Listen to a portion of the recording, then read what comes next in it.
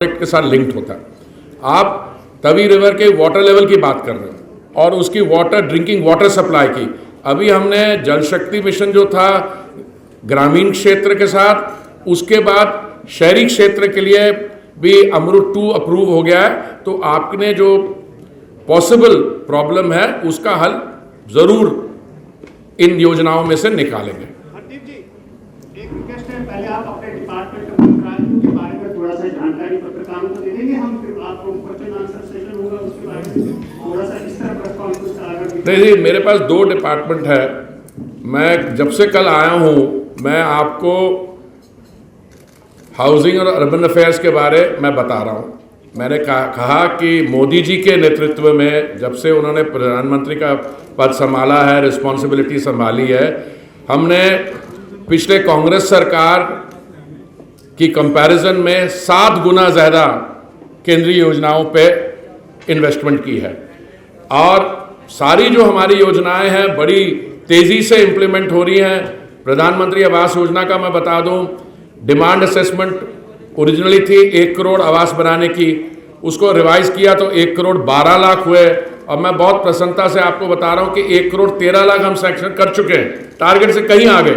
और अभी भी डिमांड आ रही है। जब तक ये स्कीम है, और मोदी जी का ये सपना था और उन्होंने कहा कई बार, मेरा सपना है हर एक भारतीय नागरिक को जहाँ पे भी रहता हो या रहती हो, उनके सर के ऊपर अपना घर होना चाहिए, पक्का घर, जिसमें शौचालय, किचन, गैस कनेक्शन और जो भी सुविधाएं ज़रूरी हैं वो उस आवास में होनी चाहिए। और उसका जो टाइटल है वो घर की महिला के नाम होना चाहिए। सो महिला सशक्तिकरण के लिए भी एक बहुत पॉजिटिव स्टेप है। और ये प्रोजेक्ट सर, मैंने तो देखा जो आपके जम्मू एंड कश्मीर के भी टारगेट थे वो भी अच्छी तरह इम्प्लीमेंट हो रहे हैं। एक में 92% था कितना। और मुझे आज ये बताया गया कि इसके प्रोजेक्ट की कंप्लीशन है मार्च 2022 तक। पर आपके जो सचिव हैं गुप्ता जी, वो मेरे को बता रहे थे ये दिसंबर 2021 तक ही इसकी सैचुरेशन कर देंगे। सर, मेरे 2 सवाल हैं। पहला सवाल ये है कि पेट्रोल और डीजल की कीमतें जो है लगातार बढ़ रही हैं, और आपके जूनियर मिनिस्टर ने फिलहाल कुछ दिनों पहले कहा था कि जो वैक्सीनेशन पे पैसा लग रहा है ऊपर की है, लेकिन जिस तरह से ये बढ़ रही है उससे सब्जियों के दाम बढ़े हैं, हर एक चीज बढ़ रहा है। तो क्या कोई वे हो, क्योंकि आप ये कह रहे हैं कि जीएसटी के जो स्टेट्स हैं वो जीएसटी मान नहीं रही है, तो उसमें क्या कोई वे हो निकाले, बिकॉज पीपल आर सफरिंग। पहले बात तो मैंने आपका सवाल समझ गया, इसमें कोई पॉलिटिकल रेटोरिक की ज़रूरत नहीं, यानी कि people are suffering. Let me explain to you क्या है। आप मेरे जो साथी हैं मिनिस्टर ऑफ स्टेट है रमेश्वर तेली जी, उन्होंने कहीं स्टेटमेंट दी है, पर वो आधी स्टेटमेंट कोट हुई है। मैं आपको पूरी स्टेटमेंट बता दूँ। पेट्रोल पर स्टेट गवर्नमेंट्स और केंद्रीय सरकार दोनों इस पर टैक्स लगाती है। जो केंद्रीय सरकार की एक्साइज ड्यूटी है वो 1 लीटर पर 32 रुपये। जो 32 रुपये पर लीटर केंद्रीय सरकार एक्साइज लगाती है, शायद तेली जी ने यह कहने की कोशिश की और कहा भी, उससे हम क्या क्या करते हैं। अब मैं आपको बताना चाहता हूं, महामारी के दौरान 1 वर्ष में 90 करोड़ से अधिक हमारे जो नागरिक हैं उनको दिन का 3 समय का खाना मुफ्त दिलवाया, नंबर 1। नंबर 2, 2-3 दिन में हमारे जो वैक्सीन का आंकड़ा है ये 100 करोड़ से आगे निकल जाएगा। तीसरा, प्रधानमंत्री आवास योजना, शौचालय बनाना, हमारी बहनों को उज्ज्वला का सिलेंडर देना। 8 करोड़ पहले सिलेंडर दिए थे योजना उज्ज्वला में, योजना में 1 करोड़ अभी और दे रहे हैं और हम देते जाएंगे। तो उनका कहना था 32 रुपये में से हम ये करते हैं, 32 रुपये लीटर लेते हैं। अच्छा, आपको शायद जानकारी है कि नहीं, पर मैं आपके साथ शेयर करना चाहता हूं। जब कांग्रेस सरकार थी 2004 और 14 के बीच में, उन्होंने पेट्रोल का जो दाम है उसको डीरेगुलेट कर दिया। डीरेगुलेट का मतलब यह है कि जो भी अंतर्राष्ट्रीय दाम होगा वो ही हमारे यहाँ लगेगा। और उस समय की जो पेट्रोल प्राइसेस के बढ़ने की बात थी, उन्होंने उसको हल करने के लिए फ्यूचर जनरेशन्स के लिए एक मुसीबत खड़ी कर दी। उन्होंने 1,40,000 करोड़ के ऑयल बॉन्ड्स फ्लोट किए। ये 2005 में हुआ। ऑयल बॉन्ड्स फ्लोट जो किए, ये इनकी 15 साल की मैच्योरिटी होती है, तो 2020 से हमें हर वर्ष प्रिंसिपल को पे किए पहले 20,000 करोड़ वापस करना पड़ रहा है। अच्छा, मैंने अपने जो हमारी केंद्र सरकार 32 रुपए पर लीटर एक्साइज लगाती है उसके बारे तो मैंने बता दिया हम उसके साथ क्या करते हैं, पर स्टेट गवर्नमेंट्स भी इसमें एड वैलोरम परसेंटेज वैट लगाती हैं। कहीं 39% है, कहीं 49% है, कहीं 59% है। अगर मान लीजिए आप 39% लगाते हो एज ए परसेंटेज वैट, तो जब तेल का दाम मार्च 2020 में 19 रुपए 56 सेंट डॉलर था, तब भी आप 39% लगाते थे। अगर आप $80 हो गया तब भी लगाते हो। तो समस्या, मैं ये नहीं कह रहा हूं कि वो क्रिएट कर रहे हैं हम कर रहे हैं, मैं आपको जानकारी दे रहा हूं इसकी इशू क्या है। अब मैं बताता हूं आपको। अभी हाल में केरला हाईकोर्ट ने ये एक डिसीजन दिया कि जो वित्त मंत्रालय के नीचे जीएसटी काउंसिल में है, उसमें ये काउंसिल मीटिंग में पेट्रोल और डीजल को जीएसटी में लाने का एजेंडा आइटम रखा जाए। तो ये मीटिंग हुई भाई साहब लखनऊ में। तो हमारी वित्त मंत्री निर्मला जी, उन्होंने इस पे स्टेट गवर्नमेंट्स की व्यूज मांगे, तो स्टेट गवर्नमेंट्स तो मुकर गए। इसलिए आपका कहना कि दाम बढ़ रहे हैं, मैं भी जानता हूं बढ़ रहे हैं, क्यों बढ़ रहे हैं मैंने वो भी आपको बता दिया। इसलिए ये राजनीतिक रोटी सेकने वाला मुद्दा नहीं है। आप मेरे को कहे बढ़ रहा है, मैं मानता हूं। जो 2 व्हीलर ड्राइवर है जो पहले 98 रुपीज पर लीटर खरीदता था, अगर वो 101 हुआ तो मान सकता हूं मैं, तकलीफ होती है। ये इन्फ्लेशनरी है, कितना इन्फ्लेशन है ये भी हम देख रहे हैं, पर हम इस पे long term, medium to long term, देखो इररिस्पॉन्सिबल एक्ट होगी। मैंने कहा ठीक है। अब मैं वेस्ट बंगाल में भवानीपुर में कैंपेन कर रहा था, तो पूछा कि जी दाम बहुत बढ़ गए हैं, तो मैंने कहा मैं बताता हूं कारण दाम क्यों बढ़े हैं। जुलाई 2021 से लेके जब तक मैं ये बोल रहा था, मैंने कहा पिछले 4 महीनों में, 3 महीनों में, जुलाई से लेके स्टेट गवर्नमेंट ने दाम पेट्रोल का 3 रुपए 51 पैसे बढ़ाया है। तमिलनाडु के गवर्नमेंट ने उस नया उनका वित्त मंत्री बना था, उन्होंने 3 रुपए कम किया। इसलिए इसका सोल्यूशन जो है, वेदर वो जीएसटी में आएगा, बाकी चीजें आएगा, हम लोग तैयार हैं। मैं आपको बताता हूं, मैं सरकार के अंदर भी हमारी कंसिडरेशन होती है। इस समय मोदी जी की सरकार क्या कर रही है, एथेनॉल ब्लेंडिंग हम चाह रहे हैं। पहले हमने कोशिश की थी जब कांग्रेस की सरकार थी कि 5% ethanol based on sugar cane की ब्लेंडिंग करें। वो ऑलरेडी उस समय हुई नहीं थी, एथेनॉल नहीं मिला था। हमने नई पॉलिसी बनाई है, अभी हम 9.9% ब्लेंडिंग कर रहे हैं। 2024 तक इसको हम ले जाएंगे ऑलरेडी 20% तक। कल रात को, परसों रात को मेरी गडकरी जी से मीटिंग हुई है। हम फ्लेक्सी फ्यूल इंजन लाने की कोशिश कर रहे हैं जिसमें पेट्रोल ब्लेंडिंग जो है 20% नहीं ज़्यादा ले जाएं। मैं ब्राज़ील में राजदूत था, तो मैं आपको बताना चाहता हूं, आप किसी दिन अपनी गाड़ी को पेट्रोल बंक पे ले जाएं तो उस दिन का जो प्राइस है पेट्रोल का और एथेनॉल का, आप उसके अनुसार मिक्सिंग कर सकते हो। मान लीजिए एक दिन अगर एथेनॉल सस्ता आप चाहिए, मैं 80% एथेनॉल डालता हूं, 20% petrol. So this is all work in progress. और हमारी आने वाले दिनों में, अब मैं एक तरह से ऑयल डिप्लोमेसी भी करता हूं। जो भी ऑयल मिनिस्टर्स हैं ओपेक प्लस के, उनसे मैंने बात की। मैंने उनको कहा, मैंने कहा आपको शायद अच्छा लगता है कि पेट्रोल का दाम जो था पहले $19 तक गिर गया था महामारी के कारण, अब इकोनॉमिक एक्टिविटी बढ़ गई है। मैं आपको भारत की बता रहा हूं, हिंदुस्तान में जो प्री कोविड पेट्रोल और डीजल की कंजम्पशन है पेट्रोल की कंजम्पशन 10-15% प्री कोविड लेवल से बढ़ गई है। मैं सिविल एविएशन मिनिस्टर था, अब बात कर रहे थे एयरपोर्ट्स का, मेरे समय काम हुआ काफ़ी वो। मैंने ये कहा था कि जब फुटफॉल पैसेंजर्स का प्रतिदिन 3 लाख तक पहुंच जाए और 3 दिन 3 लाख पे रहे, मैं जो रिस्ट्रिक्शन है कि 85% पे, या हमने शुरू से 0 कर दिया था, फिर खोला 30%, मैंने कहा मैं इसको खोल दूंगा और मुझे बड़ी खुशी है हम 3,24,000 पे पहुंचे, जो अभी 85% की लिमिट थी उन्होंने एकदम खोल दिया। तो ये इकोनॉमिक एक्टिविटी जो है, मैं अपना मार्जिन ऑफ परसुएशन जो है रूस के मंत्री के साथ, सऊदी के मंत्री के साथ, यूएई के मंत्री के, सबसे मैं बात कर रहा हूं रेगुलरली कि भाई इसको थोड़ा लाओ। इस समय जो ग्राफ है ओपेक का, मैं बताना चाह रहा हूं, सप्लाई जो है वो जो प्रोजेक्टेड डिमांड से थोड़ी नीचे है, उससे प्राइस ऊपर रहती है, और वो कहते हैं कि अगले साल तक ये उल्टा हो जाएगा। देखिए वो तो होगा।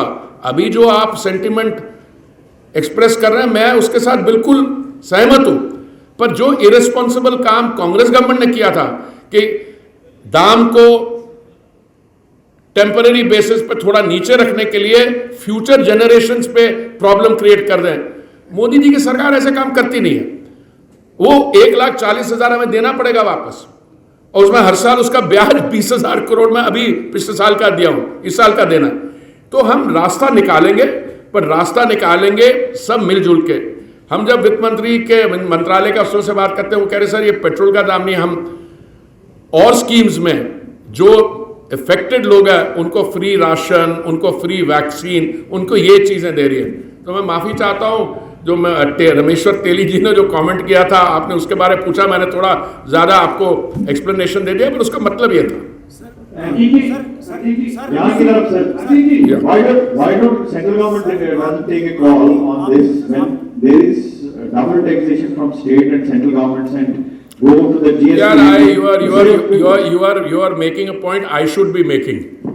The problem is your constitution is a federal constitution, and the GST Council has to determine this, and the GST Council actually should work on consensus. भाई साहब यहां तो कंसेंसस उल्टा है, 2 टैक्स हैं जो कोई स्टेट गवर्नमेंट नहीं हटाना चाहती। बता दूं कौन से 2 हैं, आपको जानकारी होगी, अभी बोलिए, आपको पता होगा। एक पेट्रोल और डीजल का टैक्स है, और दूसरा पता है कौन सा टैक्स है ना जो कभी नहीं हटाएंगे, है दारू का, असलियत है। तो अभी इसमें आप कह रहे हैं कि central government take a call, I am willing to take a call, but do I have the constitutional provision to tell a state government? वो कहेगा आप कौन होते हो, हमारे चाचा लगते हो। अभी मैं लैंड की भी बात करता हूं, ये तो मोदी जी की सरकार ने जो योजनाएं बनाए हैं, इस अच्छे तरीके से बनाई है कि ये वो योजनाएं जो हैं they are couched in cooperative federalism. Land state government का, हम तो ये कह रहे हैं क्योंकि हम इसमें आपको इंसेंटिव दे रहे हैं और सेंट्रल की थोड़ी असिस्टेंस दे रहे हो, आप हमारे साथ बैठ के ये योजना चला रहे हो। मैं दावे से कहता हूं कि अगर ये सेंट्रल स्कीम नहीं होती तो कई ऐसी स्टेट्स हैं, मैं ये नहीं कहूंगा कौन सी, कई ऐसी स्टेट्स हैं जो इसको इंप्लीमेंट ही नहीं करती।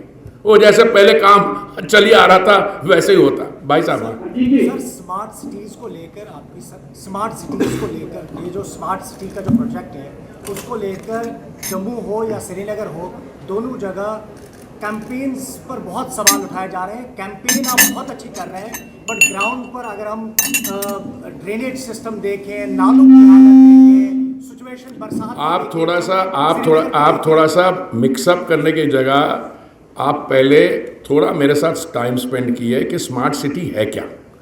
आप चीज़ों को मिला रहे हैं। नहीं, सुन लीजिए। स्मार्ट सिटीज़ 2 किस्म की हैं। एक हैं जो नए ग्रीनफील्ड प्रोजेक्ट्स हैं, जैसे नया रायपुर है।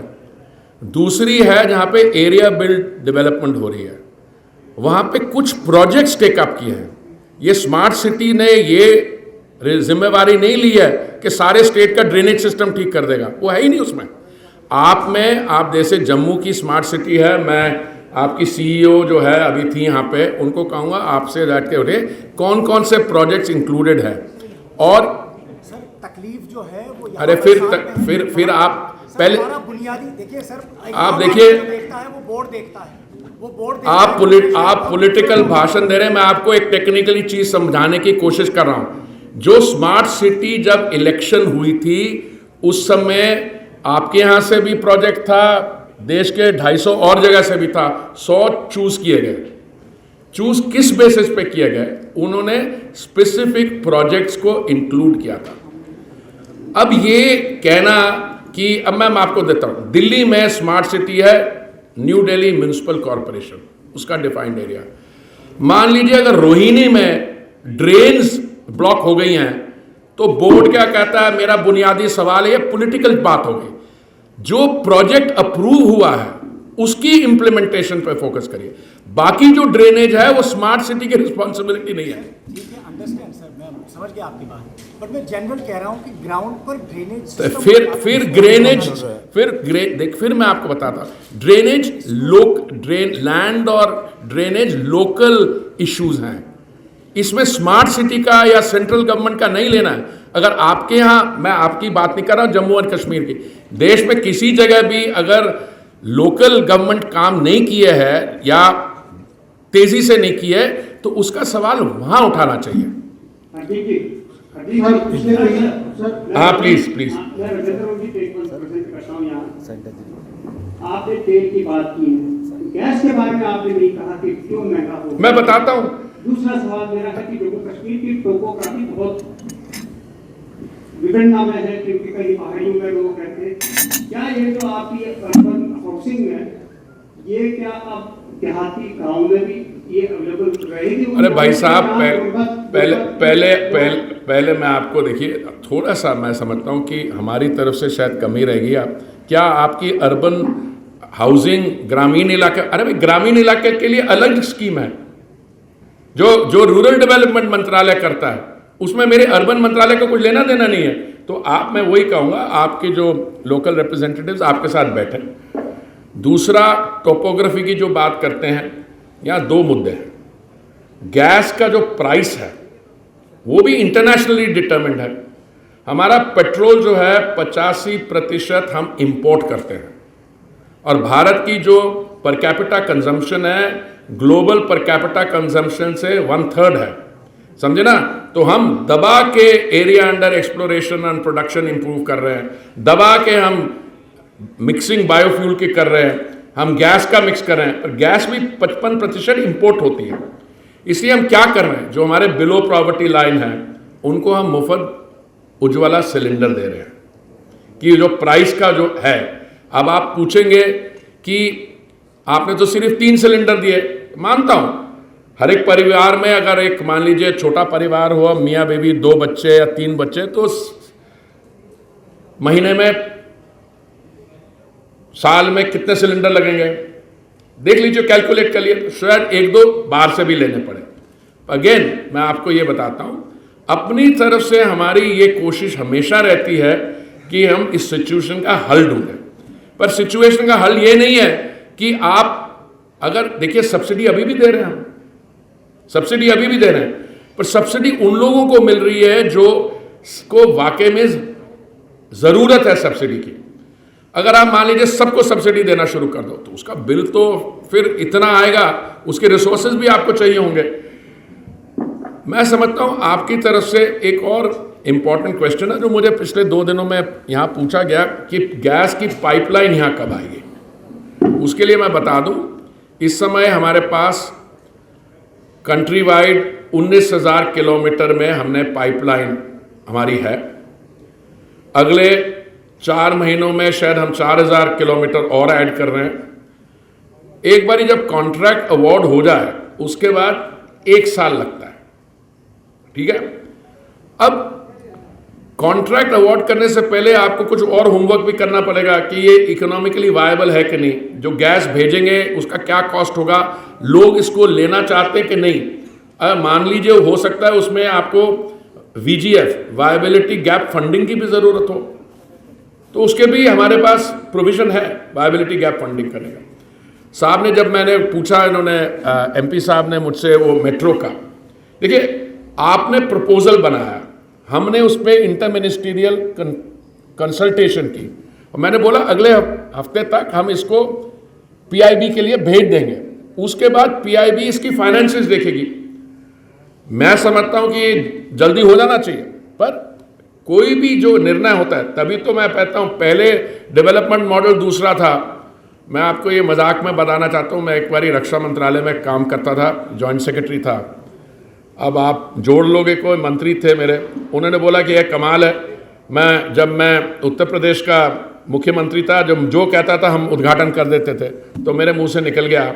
मैंने कहा तभी तो सर उत्तर प्रदेश में, उस समय की बात कर रहा हूँ, योगी जी की बात नहीं कर रहा हूँ, मैंने कहा फाउंडेशन स्टोन ही फाउंडेशन स्टोन है, और फाउंडेशन स्टोन या भूमि पूजन हुआ और प्रोजेक्ट कंप्लीट कब होता है। अब हमारे यहाँ उल्टा है, भूमि पूजन करते हैं, साथ साथ प्रोजेक्ट को भी आप पता करिए सेंट्रल विस्टा का कब हुआ, जब भूमि पूजन कब किया प्रधानमंत्री और हम लोग भी वहाँ उपस्थित थे, साथ साथ कंप्लीशन डेडलाइन।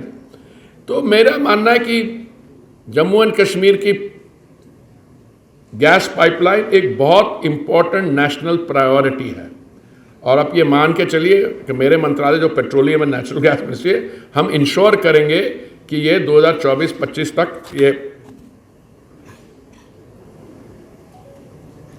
मुझे ये कहा जा रहा है कि मैं लेट हो रहा हूं, पर मैं एक सवाल और लूंगा sir. Sir one question. Petrol diesel के दाम लगातार बढ़ रहे हैं, अरे मैंने अभी 15 मिनट लंबा जवाब दिया, आप उस समय कहाँ थे यार, छोटे बच्चों वाली बात कर रहे हो। हाँ जी, तो पूछो। रहे हैं पंजाब के साथ आप जुड़े रहे हैं, अमृतसर के साथ बॉर्डर डिस्ट्रिक्ट आता है। कल अमित जी की तरफ से एक फैसला लिया गया कि बीएसएफ जो है वो 50 किलोमीटर के दायरे तक जो है ज्यूरिसडिक्शन उसकी हो सकती है, ताकि जो नेशनल सिक्योरिटी है उसको। I was not aware of the fact कि पेट्रोलियम या हाउसिंग मिनिस्ट्री में ये बीएसएफ का मुद्दा आता है। No, nothing related to your ministry sir, this is a generalised question since you have roots in Punjab. No, I have roots in Punjab, but listen, I'm also a professional. I don't like to give comments on issues on which I don't have full knowledge. And secondly, I'm sure there will be somebody from the Home Ministry or some other minister who has line knowledge on this. I mean, every day you're going to get a minister. Ask one of them. Better. Yes, that lady there. Yeah. No, I think the lady there. Yeah. शहरीकरण की तरफ जम्मू भी बढ़ रहा है, और अगर हम देखें तो जम्मू का एक ऐसा फ्लाईओवर जो 2016 में जम्मू वासियों को मिला था, पर आज 5 साल के भीतर उसकी हालत जो है काफी ज्यादा खराब है। तो लोग प्रेफर नहीं करते कि उसका यूज करें, कि और फ्लाईओवर जो है वो बन रहे हैं, आने वाले दिनों में उनका भी उद्घाटन होगा। मैडम, क्या मानकर चले मैडम फ्लाईओवर सड़कों की responsibility, as I have tried to tell you, I am very happy now that you are asked this question. मैं जो हमारे लोकल अथॉरिटीज़ हैं जिनकी रिस्पॉन्सिबिलिटी, उनसे पूछूंगा कि ये जो 2016 वाला फ्लाईओवर है इसकी निगलेक्ट क्यों है, और मुझे पूरा विश्वास है कि I will get an answer and I will share it with you. Thank you. आप क्या, जो पिछले दिनों कश्मीर वैली में माइनॉरिटीज पे हमले हुए हैं, आपको क्या लगता है क्या गवर्नमेंट ऑफ इंडिया करने जा रही है, क्योंकि सेंस ऑफ इनसिक्योरिटी है वहाँ माइनॉरिटीज में। भाई साहब, जैसे आपकी इकोनॉमिक प्रोग्रेस बढ़ेगी, जैसे ही आपको लोगों को लगेगा आप पे सेंस ऑफ नॉर्मलसी आ रही है, आप पहले से कंपेयर करिए, अभी करिए, मैं समझता हूँ there are forces inimical to us जो चाहेंगी डिस्टेबलाइजेशन करना। जो मेरे कम्युनिटी वालों के साथ टारगेटेड किलिंग्स हुई हैं, बाकियों की हुई है, आई condemn it in the strongest possible term, और मुझे पूरा विश्वास है कि हमारी जो कॉम्पिटेंट अथॉरिटी है, whether it's in the security realm or this thing, they are not only capable of dealing with it, but they will deal with it. Thank you very much. I think I have taken all the questions I could. मैं दोबारा आ जाऊंगा भाई, और लंबी करने की press conference.